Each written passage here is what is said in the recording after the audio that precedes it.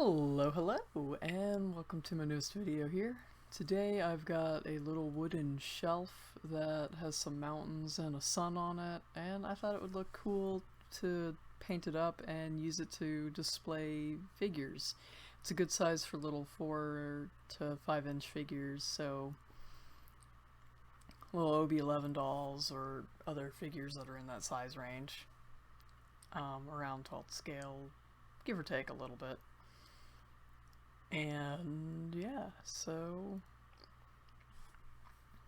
I'm painting this particular one with TurboDork's Yuzu color first. Now, this is not a sponsored video by TurboDork, I just happen to really like their paint a lot, because they acknowledge that metallic gold and metallic yellow are two different colors. They're not the same thing. And they also acknowledge that metallic orange and metallic copper are not the same thing, and they have several colors for each potential range. So that makes me happy. Because way too many paint ranges just, if you want metallic yellow, it's just gold, and if you want metallic orange, it's just copper. But they actually have true yellows and true oranges in their metallics, so yay. And what I'm doing here is I'm using the yellow as a base coat to kind of set up where the highlights are going to be for the mountains, and also just went ahead and painted the sun at this point. You can see I'm just kind of painting along the edges. The mountain in the back is the closest to the sun, so I put the most, or like the widest band of yellow on that. And then the mountains in the middle has sort of like a medium width band. And then the mountains in the foreground are going to have the most narrow band once I got to it in the video. And it doesn't have to be perfect, like, it's basically just to create the illusion of sunlight on the tree clusters. So you'll be able to see on this foreground piece where I just kind of added like some yellow highlights in random spots that I thought would look good, that aren't necessarily on the very edge of the mountain. Yeah, so there you go, just kind of adding some highlights. I think I will skip ahead just a teensy bit. Anyway, what I'm doing here is I am putting some water on the wood, just plain water with nothing in it really, other than some like watered down yellow paint, but that's fine because I'm going to be adding yellow paint. Basically what I'm doing is I'm priming the surface to get it nice and wet with the water, so that way when I add the yellow it kind of runs in and flows a little bit more. This is just to kind of soften the appearance and make it so that the edges of the paint aren't going to be as harsh.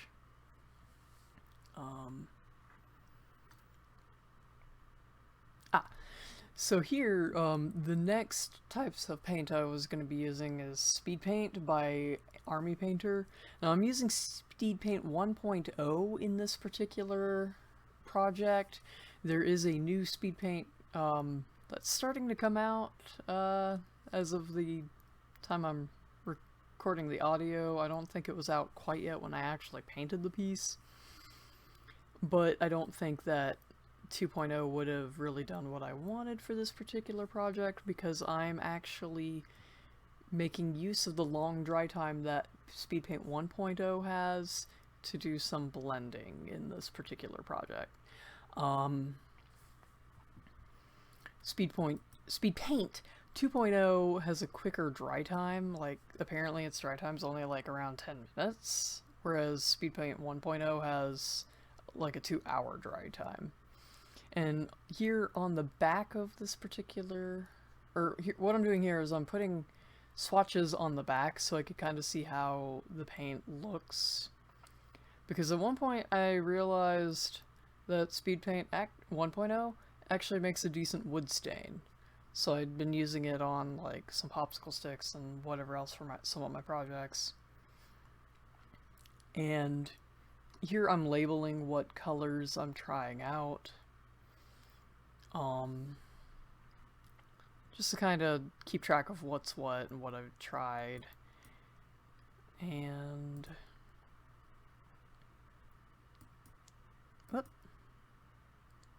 a little later I wound up wetting the surface and trying out a few more colors.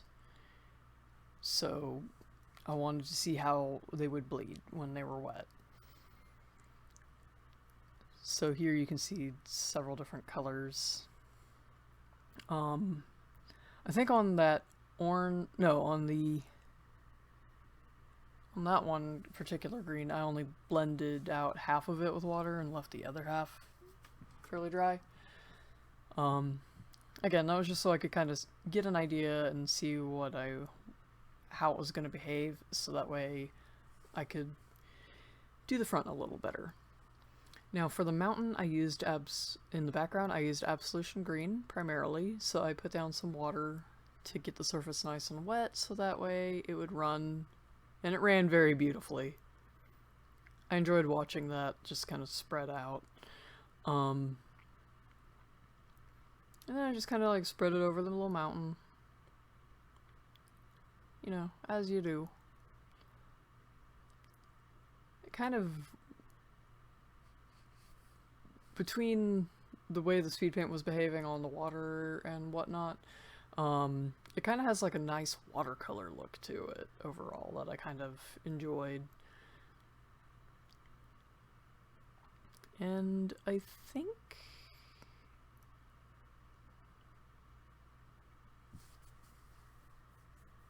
I may have gone in with a little bit of the black speed paint for shading purposes on this particular piece. Either that or I just layered up several layers of Absolution Green. Yeah. And just kind of brushed it around. And I kind of manipulated the paint while it was still wet and full of water. Just kind of get it to look the way I wanted it to look, and just kind of move it around and make sure that like the corners are filled out and that the highlight wasn't too covered up, because I wanted a little bit of that warmth from that yellow metallic to show through. Then I also did Absolution Green on the foreground layer of trees, but I did not put the water this time because I wanted it to look darker. Because the water thins it out, so I didn't want it to get thinned out. And I wanted this foreground piece to be nice and dark because it's getting the least amount of the sunlight. So I just kind of had to work section by section on this particular part. I did go back in with some of the black speed paint later on in this portion, after did I let the first layer dry all the way? No, because I wanted to blend it. Yeah, so I did go back in with some black after I did all the green. I'm gonna skip ahead slightly.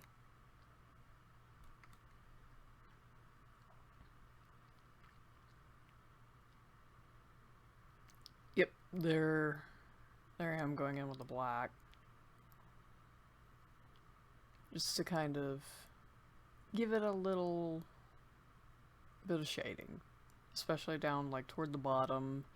And I also put some in just above where I had highlighted it before, just kind of add a little depth and make the highlighted portion stand out a little bit. Kind of, again, for the illusion of depth.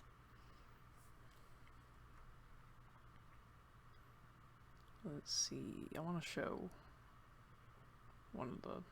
where I did that on one of the highlights. I'm talking about the highlights like in the trees, not the highlights up on the edge. Come on. Go faster, previous me. There we go. So it just kind of adds a little bit of depth to the trees right there. Right now the paint's still wet, so it's going to be a little darker than when it's fully dried. Oh. I did not show the paint. Did I actually use paint, or is this just dirty water at this point? It may have just been like green dirty water that I was... Okay, yeah, I was just priming it with like green dirty water. And then I went over it and...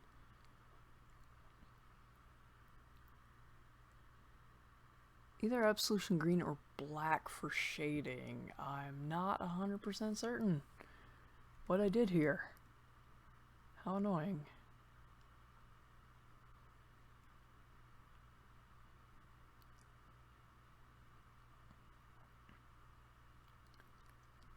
But yeah, I believe I had let this sit for an hour or two, or just between doing the foreground mountain and doing that mid mountain, just because I wanted the other two sets of mountains to dry first. So you can see I'm blending up the green into the yellow area just a little bit. And I do go over this with another shade of green at some point. I think I wanted to let that layer dry, so while I was letting that layer dry, I went ahead and painted this foreground part. Now I'm going to be covering this foreground part with moss later in the video, but I realized that some of it might show through, so I wanted it to be green in the event that it did show through. It wasn't obvious that the base wood was showing through. It took me a while to decide what I wanted to do with this particular part, because I wasn't sure if I wanted to put a little craft, like the craft foam with the paper stripped off of it. Not craft foam. Foam core. Like, you know how you peel the paper off the foam core for basing and then you can carve it? I was considering doing that and doing some stonework and making it look like a little stone bridge in front of the mountains. But I decided I wanted to put some moss on it and make it look like bushes. It took me a while to decide for sure how I wanted to handle that part, just because I was so torn between the idea of doing bushes or doing stonework. But ultimately I went with bushes. This is a long pause in the video. And while I was working on this, I even had more ideas for different looks I could have done. Like, I could do a version that's nighttime where instead of the sun, that's the moon. And like the sky would be all starry and pretty. And then like I said, I could do a version that's got stonework instead of a bush. If I do that, I'll probably do that with like sort of a fall foliage theme. I think a fall foliage theme could be very pretty. And then a winter version could look really pretty.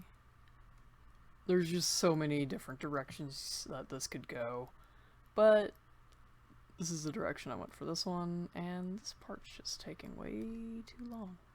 Eventually, I came back over this part after it dried and used Camo Cloak as the shade of the green on the middle mountain. And I did this over the top of the existing paint that was there. I'd considered going over this layer one more time with Absolution Green, because the goal was to basically try to find a mid-tone between the foreground and the background mountains.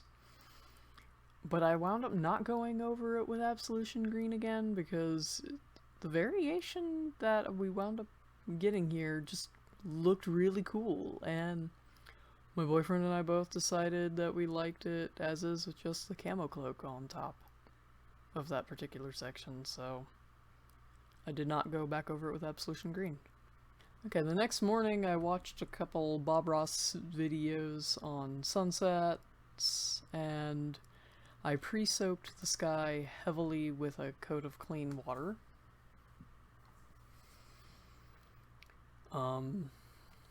Because I really wanted the sky portion to have some really nice blending and watercolor looks. Oh, I think I forgot to mention, this video is not sponsored by Army Speed Paint either. I just happened to like the way that it looked on wood and thought it looked good as a wood stain. Yeah. I also thought it would be useful to get the information that it can be used to tint wood out there, because I don't think very many people have played around with that feature possibility yet. So here I'm putting magic blue in the corners and spreading it out. I'm trying not to get too close to the sun. I actually did get a little too close to the sun on that one side, because when I wound up adding Zealot Yellow, I wound up getting some green tones in the sky. You know, since yellow and blue make green and all that.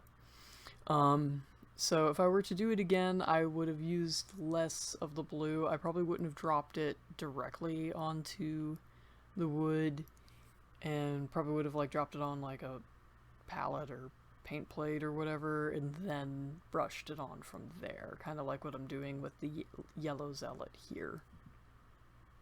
Zealot Yellow, sorry. I still got pretty results in the end, so I don't mind that I got some green tones in the sky. But still, I think next time I'll use a little less blue if I'm going for a sunset. After I did the yellow, I used blood red to get some red tones, and I blended it with the yellows as I went to get some nice orange tones, and I blended into the blues to get purples, and to cover up the green as best as I could. I still think it's pretty in the end. I had to be careful about which direction I was brushing it to not get more green. Yeah. So I just kind of blended it around until I thought it looked nice. I thought about adding some clouds, but honestly, I chickened out. And honestly, I think the sunset looks really pretty even without the clouds, so yeah. Once... oh, I'm actually still adding red here. Okay. Once I added all of the speed paint that I wanted to add, I got the Turbodork Yuzu Yellow back out and did some careful edge highlighting here and there just to strengthen some of the highlights on each mountain. I was very careful not to do this as wide as the original layers. I just wanted to emphasize the shapes without adding too much. And yeah. Also, like, accidentally put some magic blue on the plate during this step. So I wound up taking a break from highlighting the mountain after highlighting the mountains and painted like a little Barbie mug that had some texture on it. Let's see, la la la. Edge highlights, yay. That's pretty much the rest of this particular clip. I let it dry overnight, and then I got out some of this like fake grass that I found at Walmart in their Christmas Village supplies. Because I picked it up because I was like, oh, that'll be totally useful at some point. And you know what it was? I kind of wish I got more, because I only got the one roll. Anyway, I laid it out and used a Sharpie to mark how long I needed it to be. I went slightly wide with my measurement because I could trim off the excess with a craft knife later, whereas like, you know, sticking extra on if I went too thin would have been a pain in the butt. I'm just kind of cutting it with my plastic cutting scissors, and I cut a wiggly sort of line into it because I didn't want it to be perfectly straight, because I am going to add a little path of dirt in the middle. So I just kind of was looking at it and trying to decide how I wanted it to look. And I didn't want to put the dirt path on top of the grass flock because then it would probably look really fake. So I cut like just a little wiggle out, so that way the two pieces would have a different edge and it wouldn't look like the same edge. And then I drew a straight edge with a ruler, so that way I could cut, you know, just a nice straight edge, so that way it'll line up against the wood just right. And I wound up saving the little scraps that I cut off for potentially using for like basing material for tabletop gaming minis. So I played around with it, tried to figure out where I wanted that particular piece to go. And once I came to a decision on that, I realized that the other piece was a little too wide and that the dirt path would be a little too narrow. So I just cut about 1 centimeter of it off. I can freehand cut a straight line if it's only going to be like about 1 centimeter wide. So I didn't bother using the ruler. So yeah, and then I also saved that scrap as well for something else.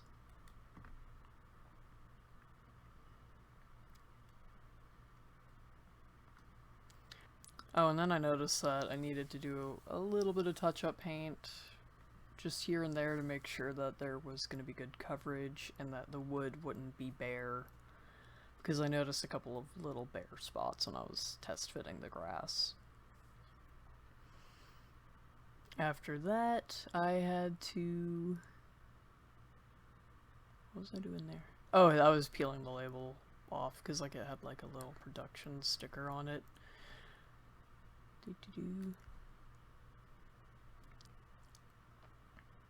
After that, I started to put some tape down, but then I realized, oh wait, there's a bunch of flock that needed to be brushed away. So I cleaned that excess flock off. Just with like a dry brush. After that, I laid some double-sided tape down against each side of the wall. And then after I did the tape, I did a little bit of glue on the pieces themselves, just kind of along the wiggly edge.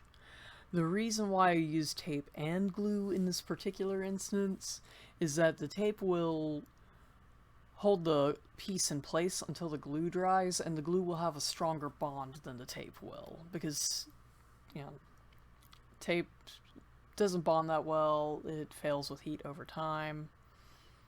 I mean, some tapes bond pretty well, but glue generally bonds better than tape does, so I just wanted to get the best of both. So I peeled the cover off of the double-sided tape, and then I put the grass down.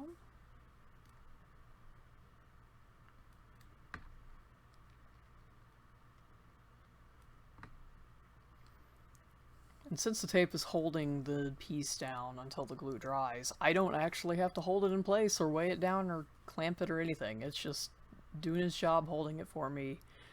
So combining tape and glue like that can be useful in some instances where you don't have a lot of time to get something presentable, but you need to fix something like right now.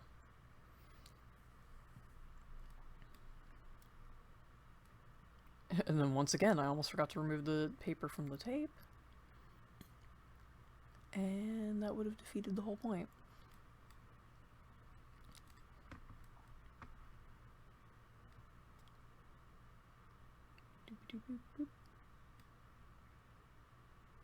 So there's that.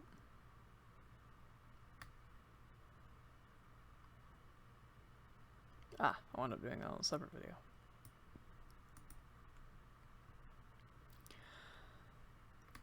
Now for the dirt path, I'm going to take this light molding paste that I had and make it into a basing material. I just had some left over from another project where I used most of it, but I had a little bit left, and you can see I threw the little grass flock that I had swept up into the jar, just kind of give it a little texture. And then I wind up going through a few different paints to tint it. And I'm doing the mix directly into the jar because I don't have that much left. I might as well just make this whole thing into a basing material. Now this paste has a slightly grainy texture, so I felt that would simulate the look of fine dirt, and then I'm going to add sand to it to give it more texture. Now I started out with the brown paint by Top Notch, but I didn't really like the way it looked. The pigments went a bit purple when it thinned out into the paste, and since I wanted this to be a light sandy dirt, I didn't want to have to add a ton of paint, so I didn't want to risk it being purple. I tried a little bit of Pallid Bone Speed Paint, but since Speed Paint's translucent and this paint is really thick, that wasn't going to get very noticeable results with just a few drops, and I didn't want to use a lot of Speed Paint. So I tried Golden Shadow from Master Series paints, since it's pretty much the final color I wanted anyway.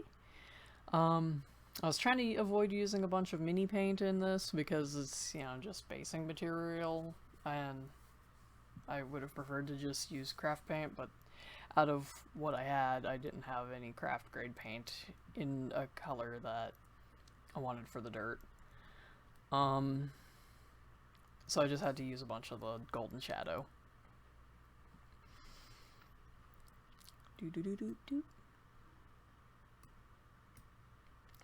Alright, once I had a decent tan color and it was evenly mixed, I started adding some of the sand into the jar. I bought this sand from the floral section at Joann's, since it's already cleaned and prepared and stuff. If you source sand from outside, you're probably going to have to clean and bake it just to make sure that it doesn't have anything growing in it and doesn't get all nasty and stuff. Yeah. I just used, like, pre-made sand because it was just going to be easier for me. Pre-made. Like sand's not just made by the ocean. Yummy. Yeah, I bought pre-prepared sand because I just figured it'd be easier than trying to source wild sand and make sure it's clean. And I just kept adding some spoonfuls at a time until I was satisfied with my new basting paste. And then once I was satisfied, I started just glopping it onto the wood. Now, since this mix is very dry at this point, the smart thing would have been to pre-treat the wood with some water so that it would stick better. It didn't want to adhere to the wood extremely well. Like, I got it all on the end, or in the end of it, but it would have worked better if I pre-soaked the wood. At one point during this process, I realized that, so you'll see me add water in just a second, but you can see me kind of struggling here just to get it smooth and spread. Let's see.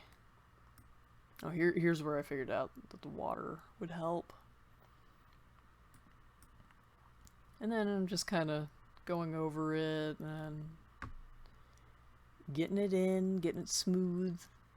I didn't want it to be too rough and wild. This is a path that I imagine people kind of walk on a fairly regular basis, so it's beaten, the dirt's beaten down into the ground.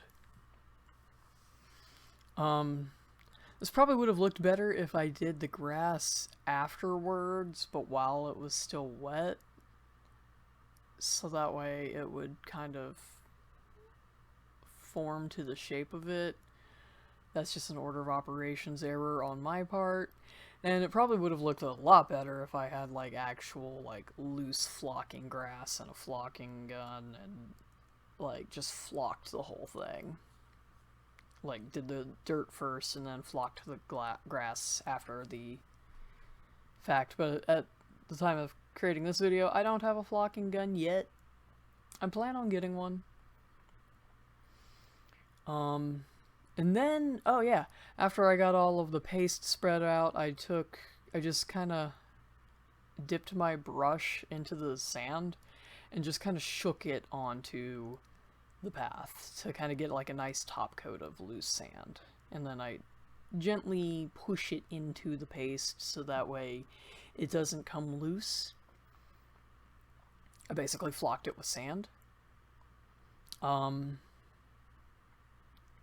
You can see me kind of dabbing it a little bit, pushing it in a little bit. It's kind of added a little more color and got the color a little more variegated because the sand, I didn't quite get the paste to match the color of the sand like I wanted to. I'll probably tweak this paste's color before I use it again on something else. I'll just actually buy some more craft paint, a shader so darker than what I want since the paste started off so light. Yeah. Now, the sand just stuck pretty well to the paste, actually, and it didn't need very much coaxing to stay in place. At this point, I've got the path done, and I was pretty satisfied with it. It's slightly messy. I got a little goblin mini that I haven't painted yet because I'm not sure what color scheme I want to give him. So I just kind of test fitted to see what like a Dungeons and Dragons style mini would look like. Alright, and then the final video. The moss. Moss is so good. So I got like a couple bags of moss, and for a second there when I had the goblin, I was like, oh yeah, I'm done! And then I was like, wait a minute, I haven't mossed it yet. So, honestly, I could have been done at this point without the moss, but I really wanted some moss. Especially, like, if I had painted that front rail more evenly, I could have been done at this point. But I'm extra. And I wanted this to be extra as well. So here I'm just using some Fabri-Tac glue. Honestly, Fabri-Tac is probably my favorite glue. It's clear, it's flexible, it dries fast, and it dries like, it like adheres to almost everything. There are glues out there that are a little stronger than Fabri-Tac, but I really like Fabri-Tac. It's pretty strong.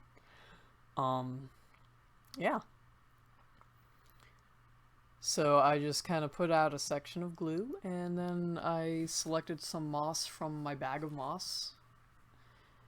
And I put in a little bit of purple moss in with the green. And I actually had 2 bags of moss, so I got to my other bag of moss and got a different shade of green out. But before I really dug into that, I did kind of squish the moss, because like I want it to kind of look like some kind of hedgerow, like a little thorn bush hedgerow, only it doesn't really have thorns, but it's a viney little bush. So I tried to pack it down and make it kind of condensed. And I also realized that the process of putting the moss on was so fast that I might as well just go ahead and put the glue on the whole thing. For some reason I was thinking it would take a little longer to do the moss and wouldn't go as quickly, so I originally was just going to glue it in sections so the glue wouldn't dry, because as I mentioned, this glue does dry fast. But yeah, I'm mostly sticking to the viney looking moss for this particular project, because like I said, I did want it to look like some kind of like wiry viney bush, almost like a sticker bush is, but without the thorns, because that would be annoying. Oh my god, can you imagine how annoying that would be? Tiny little thorns wrecking your stuff. Well, I alternated between the patches of like the sort of more faded, washed out green and the more vibrant green, and added little sprigs of purple throughout, just for little splashes of visual interest. I just thought that would be neat.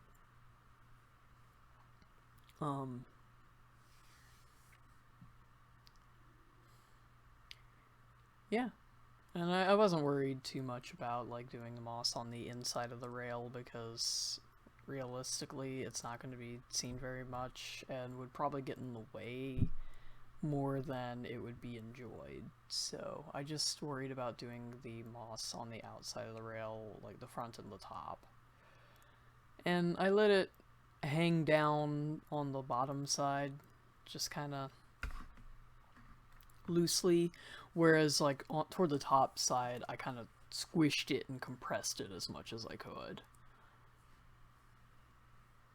So yeah, that moss went on pretty quick.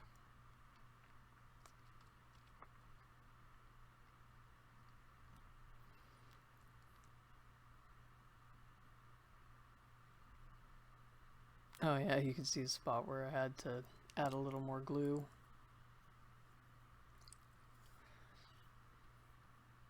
And so I could add a little more moss. Moss is so good.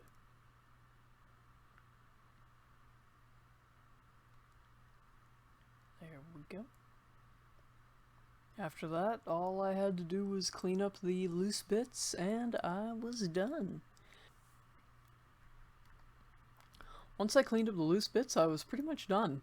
It was ready to hang on the wall. It still needed a few hours for the sandy basting paste to dry, but I think the paste was technically dry the same day. But I just went ahead and let it rest overnight before displaying anything on it, just in case. And yeah. So the next morning it was ready to be used. Since I didn't glue any furniture to it, I can stage it however I want.